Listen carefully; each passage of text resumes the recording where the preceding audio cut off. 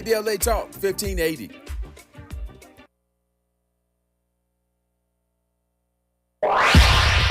Follow the leader. KBLA Talk 1580. Follow the leader. If you're not following KBLA Talk 1580 on all of our socials, then you're missing out. Download our app and find us on Facebook, Twitter, Instagram, YouTube, and on the web at KBLA 1580. That's right. Again, you can find all of our socials at KBLA 1580. We've got a lot to talk about. By the way, if you miss any of our weekday shows in real time, you can always catch up by checking out the podcasts of your favorite shows at your leisure. At KBLA Talk 1580, we've got your black. Following the leader. Oh my God. Follow the leader. Follow the leader. Follow the leader. Follow the leader. My people. My people.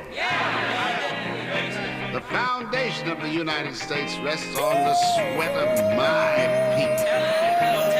Every enemy of the USA has had to face my people on the front line. People, my people are dying, and we see it all the time. Don't know where our future would be if he's not here. How do we stay strong? Only we can save us from love. Oh, yeah.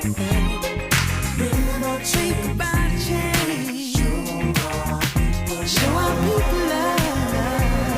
Oh, yeah.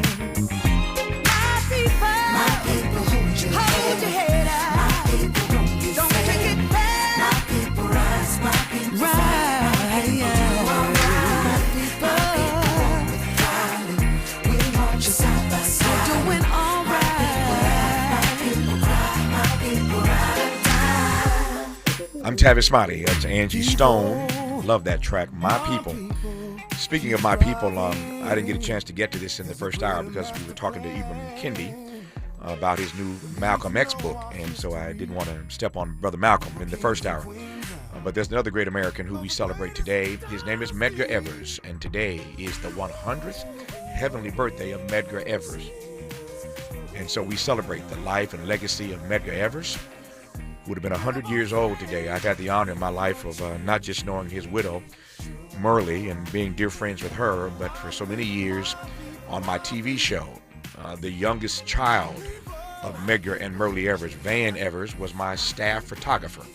So every celebrity, every person ever appeared on my TV show for all those 15 seasons on PBS, the photographer that took the photos was Van Evers, the youngest child, the one that Merle had in her arms when she ran outside to see that her husband Medgar had been shot in the driveway. I've been to that home any number of times in Mississippi, in Jackson, and the blood is still, you can see the color in that cement. They've never changed it, moved it. The house is now a museum.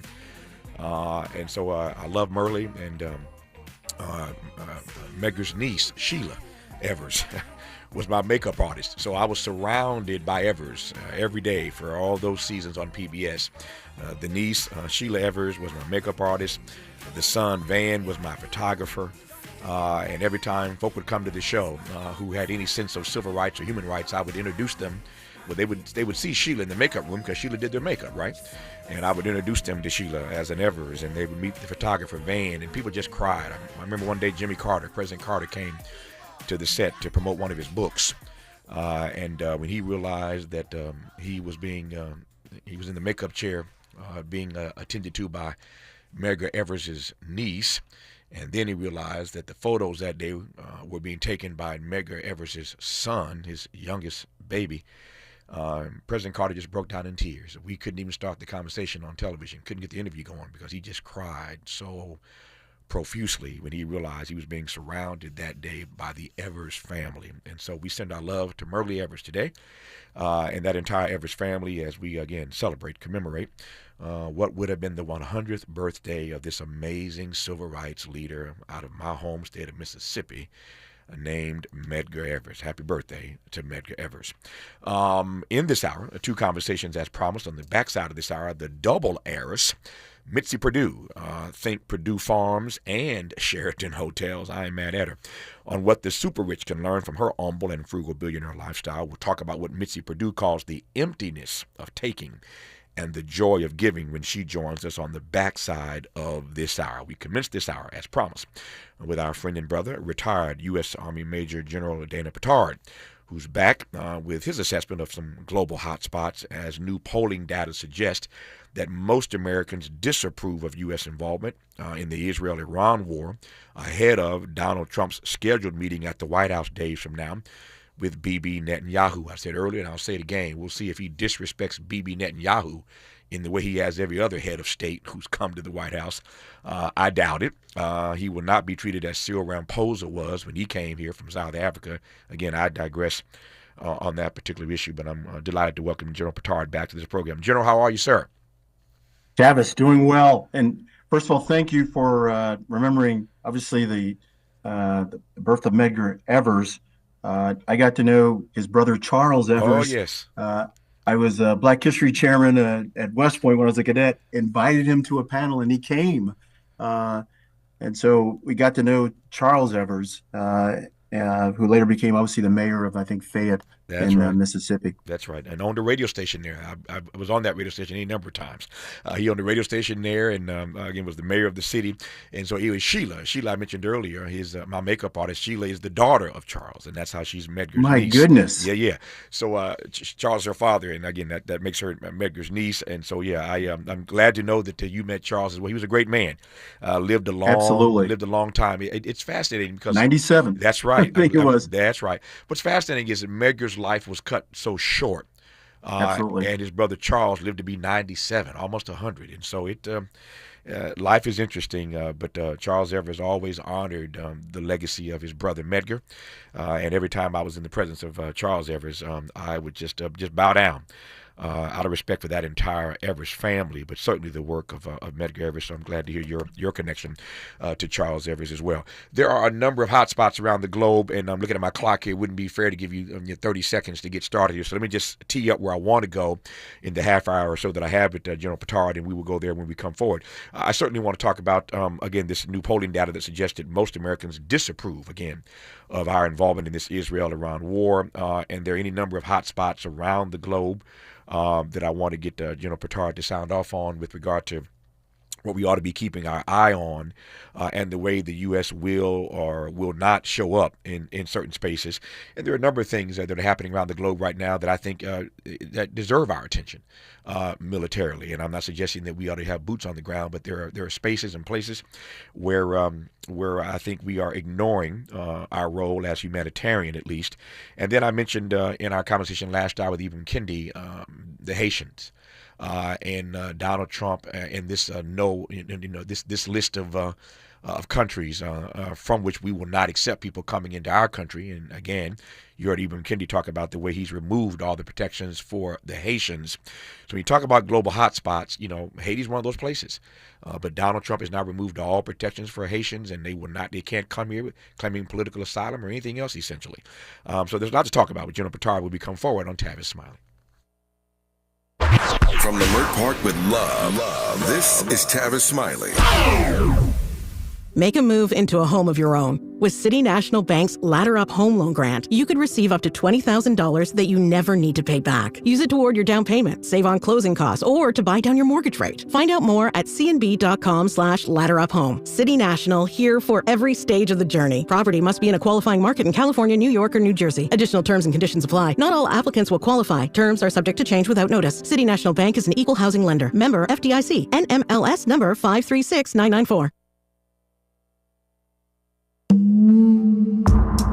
Hey man, hey, what's up, bro? What's that station you listening to? Oh man, you don't know? That's Talk Radio, KBLA, 1580 AM. Check it out. 1580 KBLA AM. 1580 Talk Radio. Progressive. KBLA. At KBLA Talk 1580. We're celebrating our 4th anniversary, and this track right here is the gift one of our devoted listeners presented to us. Where you get some information, get a true education to know. Ooh, yeah. 1580.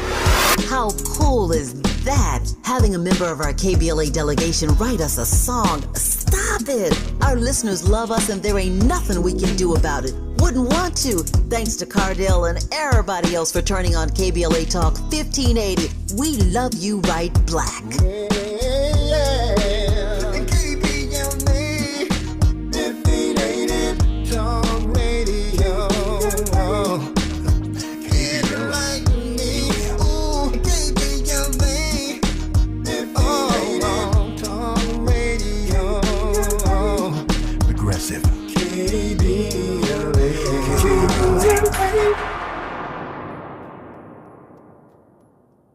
We all hear the radio ads about the IRS. They tell you to be afraid, to be scared, and they try to frighten you into calling. I'm not here to do that. Tax Relief Advocates is different. TRA is here to tell you that if you owe money to the IRS, whether it's $5,000, $50,000, or $500,000, we have a solution. It doesn't matter if you're sitting in your car, at work, or with your kids. No matter where you are, call now. 800-550-9651. Don't lose hope. TRA can eliminate or reduce what you owe to the IRS. Generous programs are now available that can give you a fresh start. Our passion is taxes and helping individuals fix their IRS problems. We have over 1,000 5-star reviews on Google and an A+ with the Better Business Bureau. You don't need to be afraid of the IRS any longer. End your tax nightmare today by visiting us online at TRA.com or call 800-550-9651. That's 800-550-9651. Tax Relief Advocates. Real solutions for real people.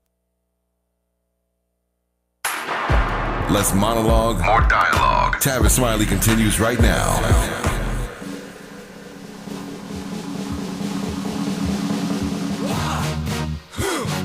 Yeah. What is it good for? Absolutely nothing.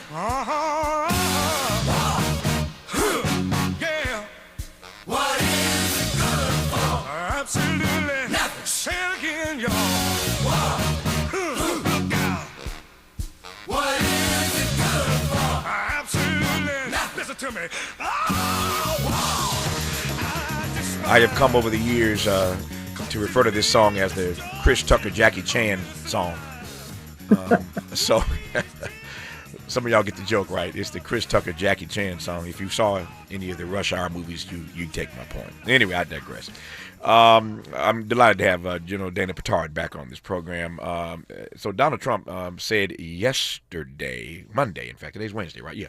So Monday he said, and I quote, he's not offering Iran anything. Not offering Iran anything. He said, in fact, he's not even talking to Iran. Now, we bombed them with these bunker buster bombs. He suggested that we had obliterated their nuclear capacity. Not true. But now he's saying not even talking to Iran. A few days ago, take a listen to what he had to say about Iran.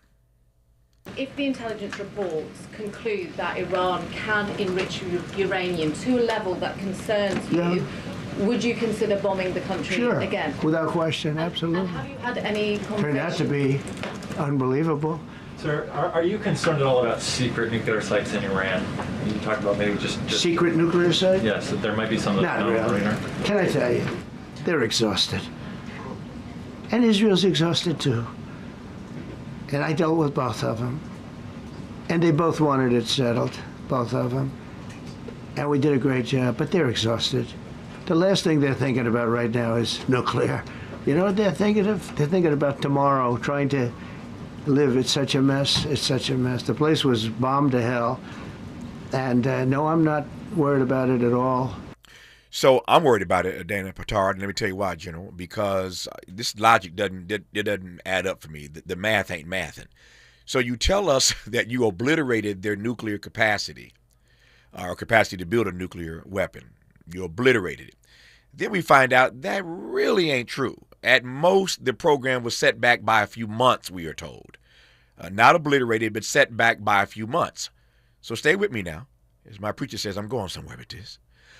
You said you obliterated the program. We find out it's really just set back by a matter of months. But then a reporter asked you if you found out that they were still on the path and could pull this off, essentially. Would you consider bombing them again? He said, absolutely, I'd do it again. So it makes no sense. You did not obliterate the program, so they're just a few months away from getting back to where they were, but you're telling me that if you find that out, you will bomb them again. Can you make any sense of this, General Pittard? Well, obviously, Iran cannot be allowed to have a nuclear weapon. That will just cause all sorts of things in the region and problems for the region. More than just the strike. It was an amazing strike against the nuclear sites, and it did set back their program. It's a matter of, is it months or is it years? Regardless, Iran cannot be allowed to have a nuclear weapon. What I think is even more damaging is the killing of the nuclear scientists by Israel is also set back their know-how and knowledge. But given that, they will eventually be able to figure it out once again. So what must happen is a negotiation and an agreement. Iran has lost a lot of power and leverage since when President Obama and the team did the agreement back in 2015. Yeah. But there needs to be another agreement with inspectors who check, and Iran will need to agree to that. Yeah. So let me ask a question. I warn you, it's a difficult question, but you're a general, so you can handle it. You handled far worse. But I want to warn you, I'm coming at you right quick here, lovingly and respectfully. I asked this question of a guest, I guess, on this program a week ago. And again, there's no naivete whatsoever in asking this question, but I do want to get your take on it. Why is it that the U.S. and Israel get to decide who has nuclear weapons and who doesn't when they have them? And technically, it's illegal for Israel to have it. Don't even get me started on that. But the point is that why is it that we get to decide who gets a nuclear weapon and who doesn't when we have a pretty robust nuclear arsenal? We're not God. We're not king of the world. We're not better than anybody else. So why do we get to decide whether Iran or anybody else has a nuclear weapon when we have a whole arsenal of them? Israel has them. But again, we get to decide who gets a nuclear weapon. That smacks of arrogance to me. And I'm not suggesting that Iran should have a nuclear weapon. That's not my question. My question is, why do we get to decide as if we're God, General? Well, we're obviously not God, but we are the remaining superpower of the world.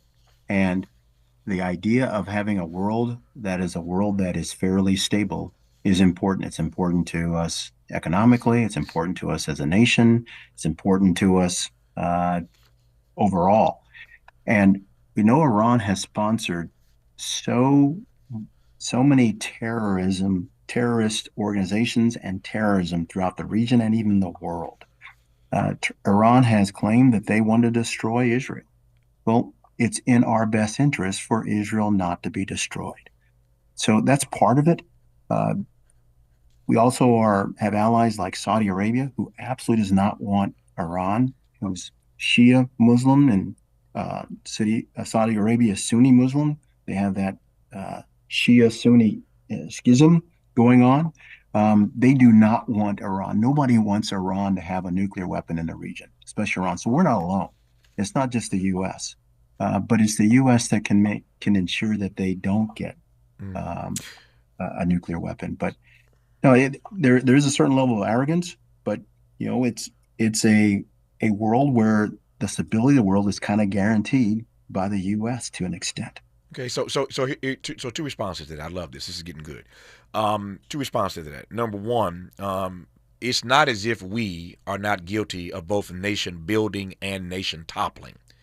So I hear your point, but we've done some pretty dirty deeds, some dastardly deeds ourselves in terms of toppling or destroying or calling for regime change in nations where we don't have that authority. We wouldn't allow anybody else to come over here and demand regime change. I mean, I'm not a fan of Donald Trump. I'd like some regime change right about now in the White House, but I don't control that. And I certainly, as an American, even as much as I detest Donald Trump, I wouldn't allow some other country come in here and tell us that we need some regime change. But that arrogance, that pomposity, allows us to do that all around the globe, number one. But the second thing is this: I would buy the argument, your argument, the argument made by many others.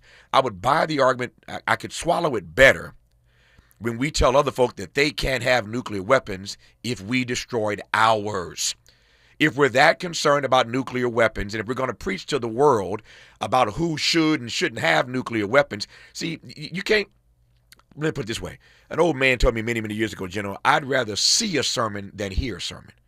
I'd rather see one than hear one. And I'm saying that to the U.S. If you want to tell other folk who can and cannot have nuclear weapons, then destroy your arsenal. And then there's more credibility to your argument. General? And I think you know, in our history shows that we have done some of that. That's what was behind the SALT talks, with President Reagan, the strategic arms limitation talks, right, where we in fact reduced our nuclear arsenal. It was how many times can you blow up the world, 100 times over. Yeah. So we did reduce our arsenal, but it is a part of what protects us as Americans and our interests around the world that we are a nuclear power. So we have reduced them in the past, and we think nuclear proliferation, and so do our allies throughout the world, think that nuclear proliferation with other countries is not good for the world. Yeah, I agree with that. I don't think nuclear proliferation is good for the world either. I just think that our arguments ought to have more credibility to them. I just think we ought to put our money where our mouth is, and just be true to what we say we believe. And again, we've reduced that nuclear arsenal. To your point, you're absolutely on spot. You're spot on target about the fact we've reduced it, but we can still blow the world up a few times over with what we have left. So that nuclear arsenal is still far more than it needs to be. And again, I don't like the hypocrisy. That's what I'm pushing toward. It is hypocritical to me when we tell other folk that they can, no matter how bad an actor they may have been, because again, they may be, because we've not been great actors all along either. We're bad actors as well. We're guilty of that. We don't ever want to see that. We can see the beam, but not the mote. So we've been bad actors as well. So, but I just don't like the hypocrisy of the argument that we tell other folk who can and can't have them, but we won't destroy ours. I digress on that for now. I get your point. I think you take mine. I'll leave it there, but it's the hypocrisy, I think, that bothers me more than anything else. That said, with regard to this Israel-Iran war that at the moment is at ceasefire, who knows how long and if it will hold, but the data tell us, the polling data tell us that most Americans disapprove of our involvement in this Israel-Iran war. Your thoughts about what the data says?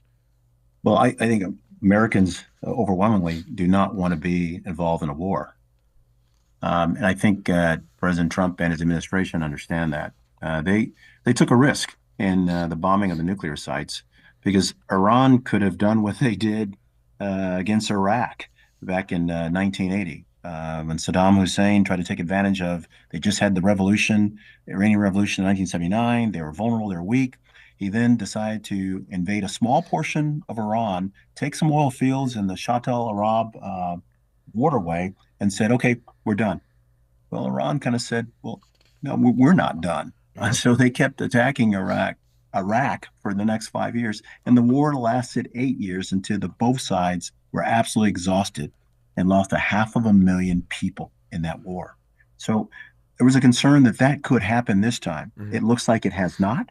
That Iran, wants the ceasefire, but it's got to be now followed with some real diplomacy on ending their nuclear weapons and then ending their terrorist ambitions for the region.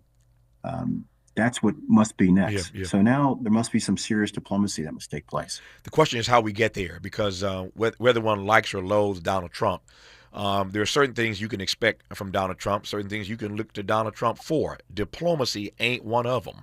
So how do we get to? I take your point. I concur totally. I just don't know that this administration knows anything about diplomacy, General Pittard. I don't know. In fact, one could say that, but recently we've maybe seen some things different. I mean, with what they're trying to do with Russia, Ukraine, hasn't been successful, but what they're trying to do, the fact that they even got a ceasefire between Israel and Iran, that took a call between President Trump and Prime Minister Benjamin Netanyahu to say, knock it off, Bibi. The fact that the administration has gotten involved in Africa with the peace agreement between Rwanda and the Democratic Republic of Congo. Who would have thought that? But yet the Trump administration got involved with that. So they seem to be trying to do things where the end state is peace. Is the president disciplined enough to continue to do that? I would think not. But he has some people that can be. Marco Rubio as Secretary of State and National Security Advisor, I guess, also. Other people.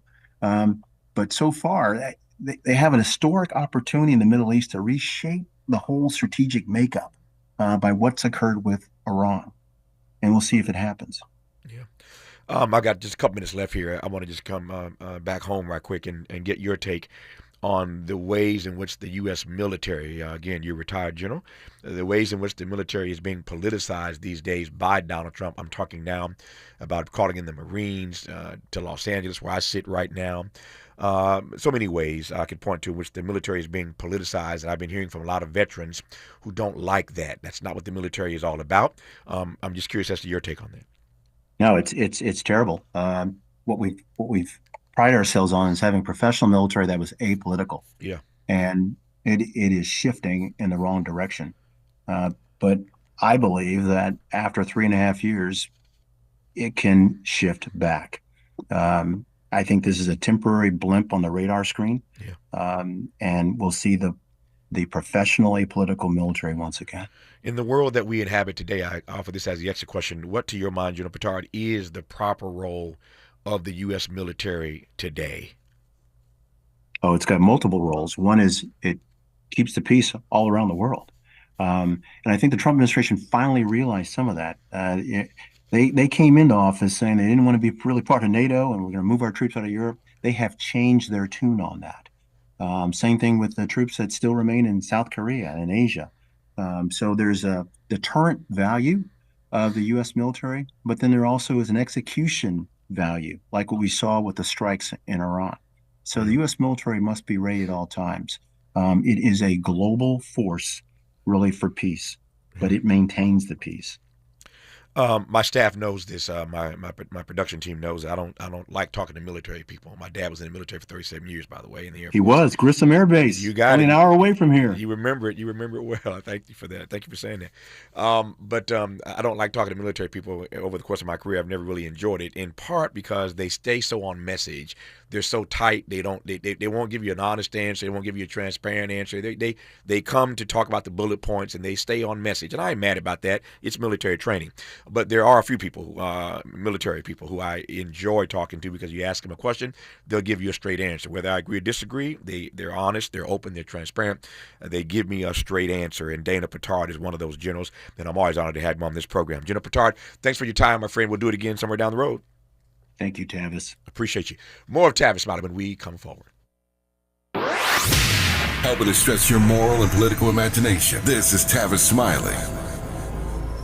Paid for by government.com. Did you know? The United States Mint has issued a new Morgan silver dollar coin in proof condition for the first time. Not only that, they are also minted in 99.9% pure silver for the first time ever in history. Coin experts are calling this an amazing opportunity for anyone that knows the enduring popularity of Morgans. But you must hurry. Only 400,000 of these legal tender silver dollars were issued. These first ever Morgan silver dollars are brand new with stunning mirror-like finish, minted by the iconic San Francisco Rico Mint. Call now and you're guaranteed a new first ever 99.9% pure silver proof Morgan dollar. To learn more, call 1-800-973-9717. If you order now, you will receive a free coin collector bonus pack, a $25 value, free with every order. Call 1-800-973-9717 now to secure your new Morgan silver dollars before they are gone. That's 1-800-973-9717. I'm Bree Wood with BIN News Now. A dramatic scene unfolded in a New York courtroom as Sean Diddy Combs was found guilty on 2 federal charges of transporting women for prostitution. The music mogul sat in stunned silence as the verdict was read. His mother, Janice Combs, reportedly wiped away tears, flanked by 4 of his children. Sources in the courtroom tell news outlets. One son shook his head in disbelief, while another embraced her as the family quietly exited the courtroom. Though acquitted on the more serious racketeering and sex trafficking charges, Combs now faces up to 20 years in prison. Misty Marin, a legal analyst and criminal defense attorney, gives her theory on why Diddy may have been acquitted of that RICO charge. It's either they didn't believe there was a conspiracy or the enterprise existed, and I say that because these 2 charges are predicates for RICO. Reportedly, Combs could be heard saying, "Thank God" and "I love you" several times. Get BIN News Now on demand 24/7 on the iHeartRadio app. Rapid radios are instant push-to-talk walkie-talkies, offering national LTE coverage and no subscription ever. Perfect for instant contact with an aging parent. For a limited time, go to rapidradios.com and you'll get an extra 60% off, free UPS shipping, and add code RADIO for an extra 5% off. This is the KBLA Sports Minute with Ray Richardson. 3 weeks ago, Coco Gauff was on top of the tennis world after winning the French Open. Today, the 21-year-old African-American star is doing some soul-searching after losing in the first round at Wimbledon to an unseeded player. Gauff, the number 2 seed at Wimbledon, lost in 3 sets to Diana Yastremska of Ukraine.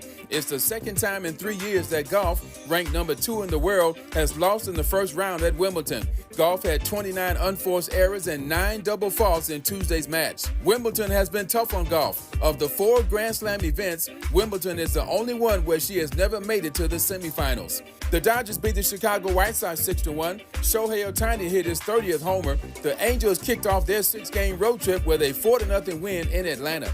No debates, no speculation, just the info you need. That's your KBLA Sports Minute. I'm Ray Richardson. More news, opinions, and conversation when we come forward on KBLA Talk 1580. At the tone, please record your message. You ready? Drop it! Mr. Tavis, Smiley, preach it. Thank you, man. Politics in this country is crazy. You put things in perspective that even I didn't. The right is playing fast and loose with facts and scapegoating everyone under the sun, especially black and brown people. As a white man, I do not agree with this, and I am on my black and brown brothers and sisters' side. Fight the good fight. Know that I am part of the resistance. Let's fight the power. Our freedom of speech is freedom of death. We got to fight the powers that be. KBLA Talk 1580. We've got your black. Why thank you? Yeah. At KBLA Talk 1580, we're proud to be celebrating 4 years on the air, but we know we could not have made it this far without you. We work hard every single day to curate conversations that will enlighten, encourage, and empower you. So, from all of us at KBLA Talk 1580, a big thank you for your love and support. You don't know how much you mean to me. And by the way, if your smartphone did not update automatically, be sure to download our brand new KBLA 1580 app. We think you'll love all the new features, including new ways to send us photos and video in real time, whenever news breaks, while we're on the air. It's a new dawn, a new day for KBLA Talk 1580, and we're glad you're on this journey with us. You never turned away, you were right there. Thank you, thank you. Catch Prep is now enrolling for summer credit recovery in fall 2025. As South Los Angeles' top-performing high school in English, math, and college access, Catch Prep is welcoming all 9th through 12th graders to enroll now. Catch Prep offers a small, supportive, and safe learning environment to help all students succeed, so that all students feel valued, respected, and motivated to reach their full potential. For the past 20 years, Catch Prep has helped more students of color gain admission to top-tier universities, with our graduating seniors earning a total of $3 million in scholarships, more than any other school in Los Angeles. We are dedicated to helping all students turn your college dreams into reality. Catch Prep is now enrolling. Visit us online at catchhighschool.com or call 323-293-3917. Spaces limited. Please enroll now for summer credit recovery and fall 2025. Call 323-293-3917 or enroll today at catchhighschool.com.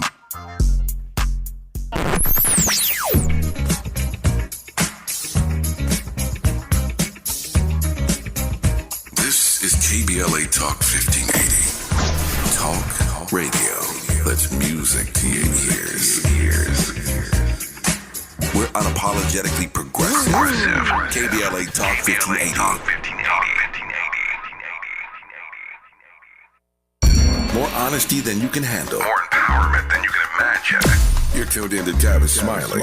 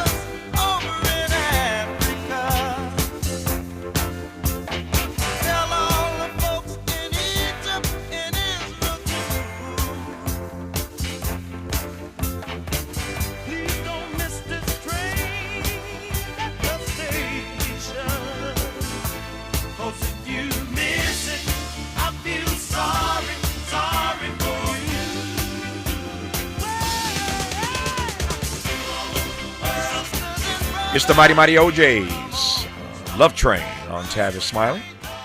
Inappropriate track, I think, for the conversation we're about to engage in right now with Mitzi Perdue, the double heiress. Think Perdue Farms and Sheraton Hotels. I'm mad at Mitzi. We'll talk for a few moments here about what the super rich can learn from her humble and frugal billionaire lifestyle. We will talk about what Mitzi Perdue calls the emptiness of taking and the joy of giving, now that she joins us on Tavis Smiley. Mitzi Perdue, good to hear your voice. How are you today? Hey, Tavis, I'm thrilled to be on your show. Thank you, and I appreciate that introduction. Thank you. No. Glad to have you on the program. I thought Love Train would be a great song to lead into our conversation. So talk to me about this this mantra that you are known for, where you have talked heretofore about the emptiness of taking and the joy of giving. Just put me in the proper frame, and I'll jump from there, Mitzi. Okay, can I tell a minute-and-a-half story? Of course you can. You're Mitzi Perdue. You're a double heiress. You can do anything you want to do on this show. Go ahead, Mitzi. Well, guess what? In life I can't, but if I can in this show, I'll take it. The story. I happened to read two books in the same week, and it was like 30 years ago. But one was about the Emperor of France, Napoleon Bonaparte. He, as an emperor, and as somebody who had conquered many nations, he had more sex, money, status, probably than most people in history. Mm-hmm. On the other hand, the other book I read was about Mother Teresa. She was the Catholic nun who had a vow of poverty. The only things that she ever owned in her whole life were 4 cotton saris, or the garment that they wear in India, and the sandals on her feet. And her job was taking care of lepers who were dying. Well, who would you guess had a happier life? And Yeah. I'm asking you, Tavis. Mm-hmm. Yeah, I think we can all guess. We know. We know. Okay, well, I Yeah. will jump to what the answer is. Yeah. We actually don't have to guess because both of them at the end of their lives looked back in their lives, and Napoleon Bonaparte, one of the richest men ever, one of the most powerful men, one of the men who had the most sex and just all the goodies the world has to offer, he said he couldn't count 5 happy days. Mm. On the other hand, Mother Teresa, vow of chastity, which I'm not going to take. Okay, vow of chastity. Thank you for laughing. Thank you. I love it, Mitzi. Yeah. But somebody who spent her life serving the poor and with a vow of poverty, looking back in her life, she described it as a feast of unending joy. Mm. And, which would you rather have? Yeah. You couldn't name 5 happy days, or that your entire life was a feast of unending joy. That is a beautiful phrase, a feast of unending joy. Wow. I just love the phrase. I need to pause on that for a second. A feast Well, of when unending when joy. I'm reading this book and I read that phrase, I think, OMG. Yeah. Oh, that's what I want. Yeah. Not that I've got it, but I thought it's a good thing to aim for. No, I mean, we'd all be so lucky, so blessed to end our lives and be able to say, as Mother Teresa said, that I've lived a life that has been a feast of unending joy. And I make a distinction. I'm thinking now, my friend Cornell West, we've had this conversation, Dr. West and I have so many times, about the difference between joy and happiness. They are not the same thing. Joy and happiness are not the same thing, y'all. Happiness is fleeting. It comes and it goes. You can be happy right now and sad 5 minutes from now. You get some bad news. Look at your bank account and ain't no money in it, like mine. So you can be happy 1 minute and sad the next minute. Happiness and joy are not the same thing. So joy is the goal. You want to find joy. And how do you find joy? Like Mother Teresa did, in loving and serving other people. That's where the real joy is, in loving and serving others. You find your way into that, you will live a joyful life. You'll be like Mother Teresa, having lived a life that was a feast of unending joy, if you can find your way in to loving and serving others. Go ahead, Mitzi. Go ahead. Yeah. Well, allow me to jump in, which you've just done. Thank you. There's a quote. I've quoted Mother Teresa. Now let me quote my late husband, Frank Perdue. Mm-hmm. He's, I guess, not known throughout all of the U.S., but at least for part of the U.S., he's known as he was known as the Chicken King. He's Perdue Farms is the 3rd largest chicken company in the country, and he had advice for his children, grandchildren, and those who came after them. And here it is. And tell me if this isn't brilliant. If you want to be happy, think what you can do for somebody else. But on the other hand, if you really genuinely want to be miserable, think what's owed to you. Ooh. Ooh. So the givers are happy. The people who just take from other people aren't so happy. Yeah. Frank Perdue was a wise man, Mitzi. I think so. Yeah, wise man. So that's I like the frame that we're in. I want to play a clip right quick, and I'm gonna let Mitzi respond to it when we come forward. I don't need to tell you, Mitzi, or this audience, that people are not feeling billionaires so much these days for a variety of reasons, which we can talk about. They're not really feeling billionaires and these oligarchs. That's the word that Bernie Sanders uses on these tours, these oligarch tours. So people are pushing back on the way that billionaires, certainly some billionaires, not all, because Mitzi's not in this category, but the way that you're welcome. The way that certain billionaires are showing up in the world just turns our stomachs. A lot of people just turned off to this Bezos Sanchez stuff we saw the other day. I was reading some pieces last night about why Oprah was even there. I mean, this guy treats his workers horribly. He won't let them unionize, et cetera, et cetera. And Oprah's hanging out with Jeff Bezos. What is that about? Don't get me started on that. But I was reading, I'm getting some piece about that last night. But here's the point. Go ahead, Mitzi. Tavis, I kind of like to get you started on it. We may share the same views on that. We're going to do that when we come forward. But very quickly, I'm watching my time. Here's the clip I want to play. This was Zoran Mondami last week on Meet the Press, and he got in some trouble, some hot water, after he made this comment about billionaires on Meet the Press. You are a self-described democratic socialist. Do you think that billionaires have a right to exist? I don't think that we should have billionaires because, frankly, it is so much money in a moment of such inequality. And ultimately, what we need more of is equality across our city and across our state and across our country. And I look forward to work with everyone, including billionaires, to make a city that is fairer for all of them. Well, let me ask you about what Donald Trump, the president of the United States, has had to say. He's had a lot to say about your campaign. He called you a communist because... That's enough. I don't care about the communist part. I wanted to play the part about the billionaire piece. So you heard what Zoran Mondani said on Meet the Press last Sunday. We'll talk to Mitzi Perdue about that when we come forward on Tavis Smiley. From California to the Carolinas, everybody's listening to Tavis. More when we come forward. We asked seniors how to prevent Medicare scams. My best advice, if you get a phone call, do not talk to the person. These people are well-trained. Don't talk to them. They don't know me. They're just trying to scam me. Don't be fooled. Hang up. Just hang up. Never give out your Medicare number. They're going to get your number to put in a false claim. If I get a call from someone, I don't pick up the phone. And should I pick up the phone and they ask for information, then I hang up. How do you detect Medicare fraud? Just like I check my credit card statements, I check my Medicare statements monthly. Scammers can get a hold of your number, order medical devices through your account, and you're not even going to know about it if you don't look at your statement. Check your statement every month. If you get your statement and you see something that you know you did not have done, you report it. Call your senior Medicare Patrol. To report Medicare fraud, call the Senior Medicare Patrol at 855-613-7080. What make you? Yeah. The California Crusader newspaper would like to thank all of our subscribers for their support throughout the years, proudly serving the South Los Angeles and South Bay areas for more than 40 years. The California Crusader is a multicultural, black-owned, adjudicated newspaper that focuses on providing newsworthy information to the people in our community. We're constantly looking for ways to assist businesses in our community to connect with our subscribers. We provide low-cost, effective ways to promote your business with our reasonable and affordable advertising rates. You can participate by suggesting, sharing, and submitting your stories on the California Crusader newspaper Community Share Facebook group page, or visit our website at cal-cruise-news.com. That's calcruisenews.com. Then click on the Submit Now button located on the top right corner of the homepage, or text CCN to 42828. Again, text CCN to 42828. The California Crusader newspaper, working together to build a better community for our future. Subscribe today. KBLA Talk 1580. We've got a lot to talk about.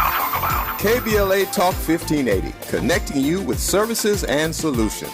Worried about eviction? You have rights, and Stay Housed LA can help. Stay Housed LA is a partnership between LA County, the City of Los Angeles, and local service providers. From Lancaster to Long Beach, we're here to help you with tenant education workshops, legal clinics, free legal services for eligible tenants, and online resources about tenant protection laws. Don't face eviction alone. Call our hotline at 1-888-694-0040. That's 1-888-694-0040. Or visit stayhousedla.org. Stay Housed LA, keeping Los Angeles residents in their homes. Stay Housed LA, your rights, your home, our community. This is a community call to action from KBLA Talk 1580.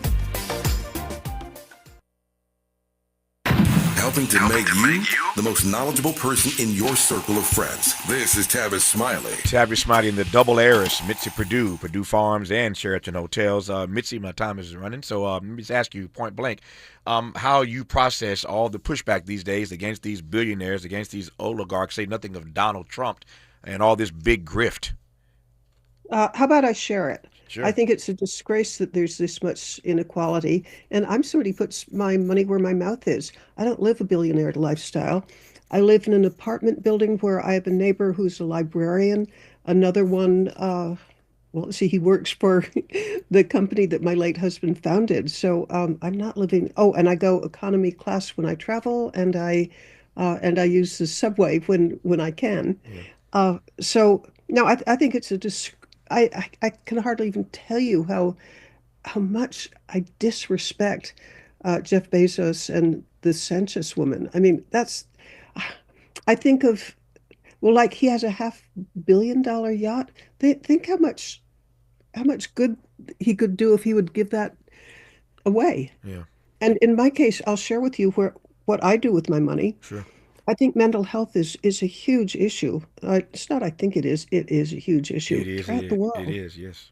And so I'm funding with my own money an effort to use artificial intelligence. This is going to sound way out and strange, but there is some science behind it. And the Harvard University Medical School is one of the advisors on this.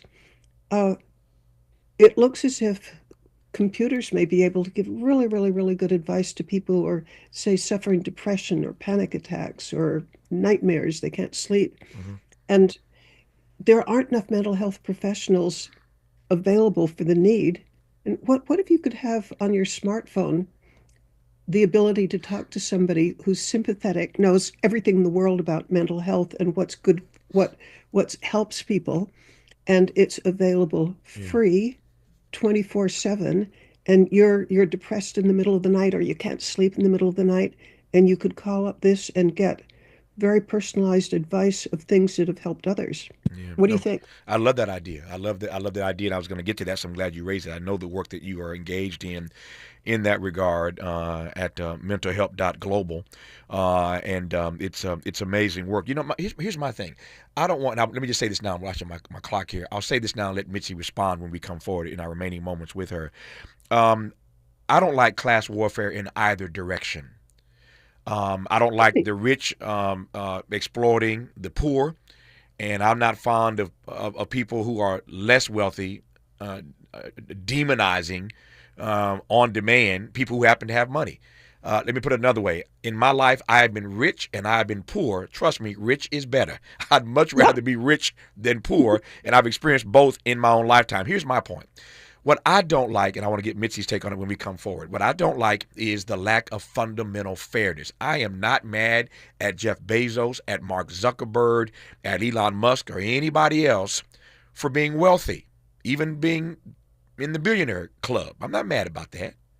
What I don't like is the lack of fundamental fairness when they show up in the world as greedy takers rather than joyful givers, joy spreaders, joy sharers. That's what I don't like. There's no good reason in the world for Jeff Bezos to be as rich as he is and not share the wealth with his employees, the ones who make him rich. It's that lack of fundamental fairness that gets me. But I'm not hating on them for being wealthy. I'd love to be a billionaire. I'm not hating on them. I don't like the way they maltreat other people. That's where we'll close with Mitzi Perdue when we come forward on Tavis Smiley. This is getting good. Yeah, man. Tavis Smiley continues when we come forward. If you're like me, 60 and retired, making ends meet, especially here at the supermarket and drugstore, is tough. I'm so blessed to have found benefitscheckup.org. It's a free and confidential website from the National Council on Aging that connected me to $1,200 a year in programs that help pay for food, medicine, utilities, and more. Maybe it can help you. benefitscheckup.org. You know where you want to go in life, and City National Bank can help. City National knows the dedication it takes to build your vision for the future into a reality, and our team is here for you. We have a wide range of options to help, from personal savings accounts to interest-bearing money market savings accounts and more, all designed to help you get where you want to go. City National, here for every stage of the journey. Learn more at cnb.com. City National Bank is a subsidiary of Royal Bank of Canada, member FDIC. KBLA Talk 1580. We've got a lot to talk about.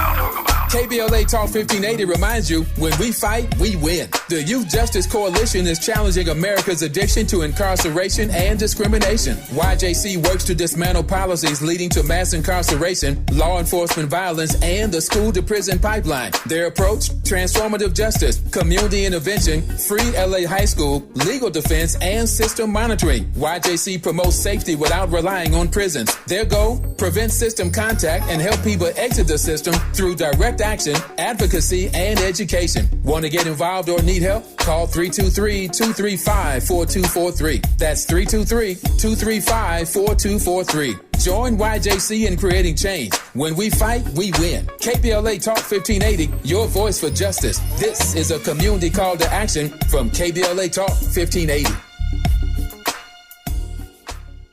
Are you wet shaving? You'll get razor bumps. Nah, Pops, I'm good with Gillette Skin Guard. How long you been growing that beard Mama hates anyway? Since 77. I shaved and got ingrown so bad. That's why I use the Gillette Skin Guard razor, face scrub, shave gel, and moisturizer. So I don't have to worry about new razor bumps or shaving irritation. Gillette Skin Guard, huh?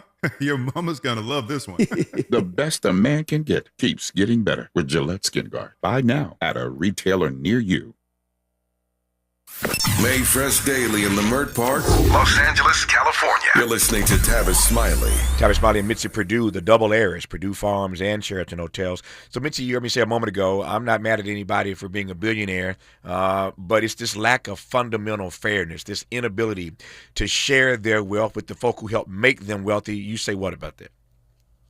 Well, I kind of wish that they had also read about Napoleon Bonaparte, who was the richest man in the world at the time, who couldn't count 5 happy days. Yep. I would love to know how happy those billionaires are, and I bet not very. Yeah. But I don't know. Yeah. No, I but as I say, I know which way I bet. I bet that how can, well, to my mind, giving means happiness, and taking means very often means misery. So Yeah. I just don't think they're people I'd admire or want to be. Yeah. And I've chosen to live my life differently. And I'm very happy with how it's working out. Yeah. Speaking of choosing to live your life differently, how did this happen for you? You mentioned the books you read, of course, but how did you become so enlightened in this regard with all the money that you have? I was brought up. My father, my family doesn't own the Sheraton Hotel Company now. Yep. But he founded it in the 1930s, and we sold it at his death in the 1960s. Mm-hmm. But he sent his children to public schools, except towards the end where he really wanted us to get into good colleges. But he wanted us to live in the real world. He didn't want us to live in a huge bubble. And my mother, her attitude was that what makes you important and worthy is service, serving others.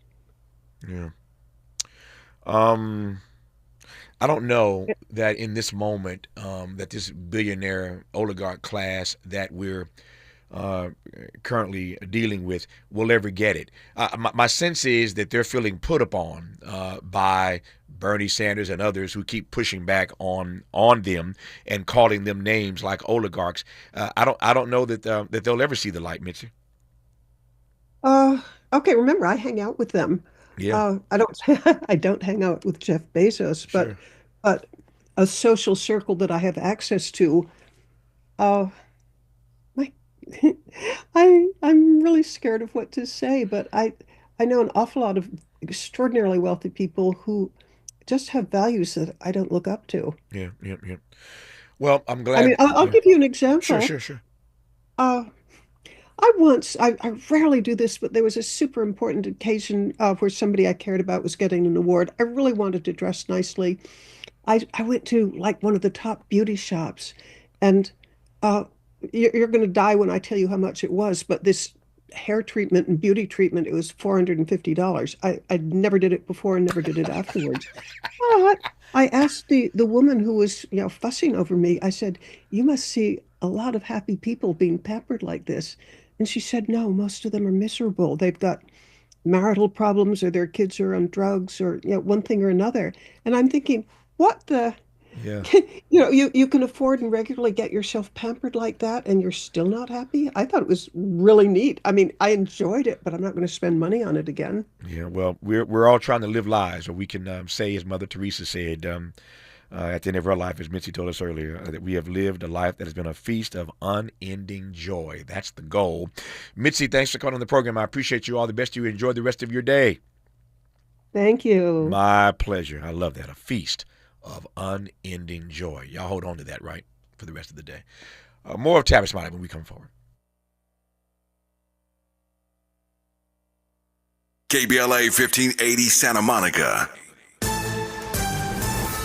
I'm Bree Wood with BIN News Now. A dramatic scene unfolded in a New York courtroom as Sean Diddy Combs was found guilty on 2 federal charges of transporting women for prostitution. The music mogul sat in stunned silence as the verdict was read. His mother, Janice Combs, reportedly wiped away tears, flanked by 4 of his children. Sources in the courtroom tell news outlets. One son shook his head in disbelief, while another embraced her as the family quietly exited the courtroom. Though acquitted on the more serious racketeering and sex trafficking charges, Combs now faces up to 20 years in prison. Misty Marin, a legal analyst and criminal defense attorney, gives her theory on why Diddy may have been acquitted of that RICO charge. It's either they didn't believe there was a conspiracy or the enterprise existed, and I say that because these 2 charges are predicates for RICO.